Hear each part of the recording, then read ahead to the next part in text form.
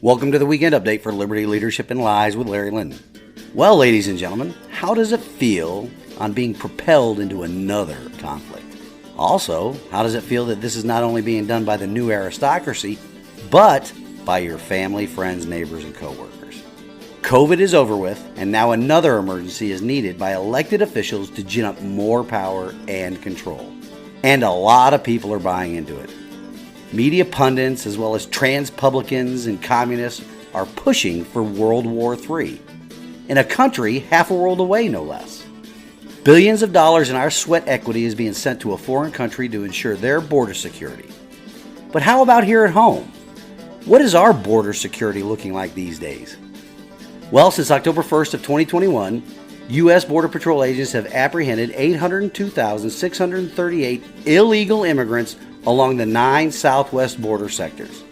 Keep in mind, that is the number of illegal immigrants that were caught. It does not include the number that got away.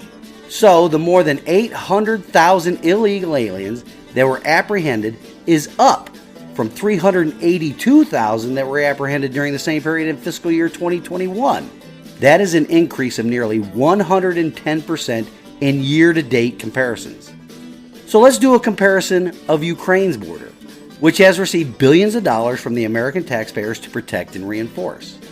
Roughly 150 to 200,000 Russian soldiers have crossed into Ukraine, while along our southern border, which the Child Sniffers administration has spent $2 billion to not protect or reinforce, more than 800,000 invaders have entered our country, illegally entering our republic, invading our country.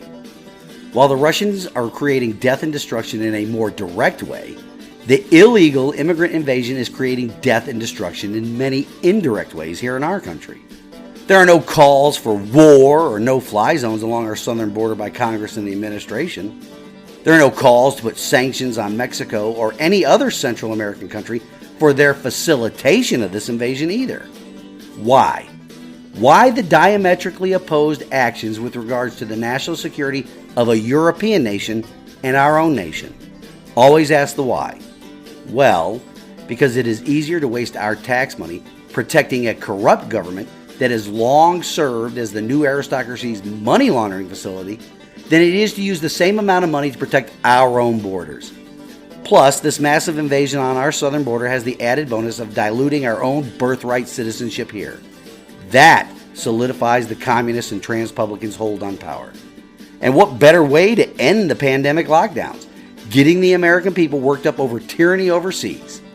The new aristocracy is using this conflict to distract from their 2+ years of Constitution trampling in their response to COVID.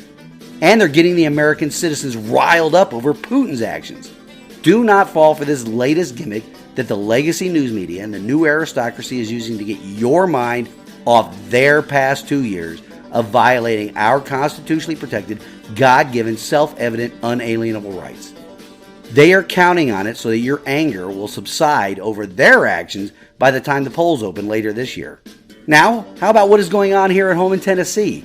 Of course, the illegal immigrant invasion on our southern border has its own impacts here in Tennessee. Our Transpublicans in the General Assembly are hard at work continuing their facilitation of the invasion, too. House Bill 1648 was killed in the House K-12 Education Subcommittee this past week. Here is the bill's summary. As introduced, authorizes an LEA or public charter school to enroll or to deny enrollment to students who are unlawfully present in the United States. Eliminates state education funding for students who are unlawfully present in the United States. Requires local education agencies and public charter schools that enroll students who are unlawfully present in the United States to bear sole financial responsibility for their education. Well, that sounds pretty reasonable to me. How about you? Why are we, the taxpayers in this state, being forced to pay for the education of illegal immigrants? Remember, education isn't only paid for by local property taxes. It is also paid for by federal income taxes through that abomination of the Federal Department of Education.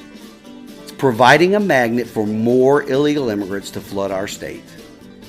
Well, the following Transpublicans voted to kill the bill: Chairman Kirk Haston, Representative Mark White, and Representative Chris Hurt. I'm thinking that maybe the Tennessee listeners should contact them and then ask them why they are interested in facilitating illegal immigration. Until next week, this has been the Weekend Update of Liberty, Leadership, and Lives with Larry Linton. I pray you all have a wonderful weekend. Stand in the arena with me. Reveille, it's time to wake up.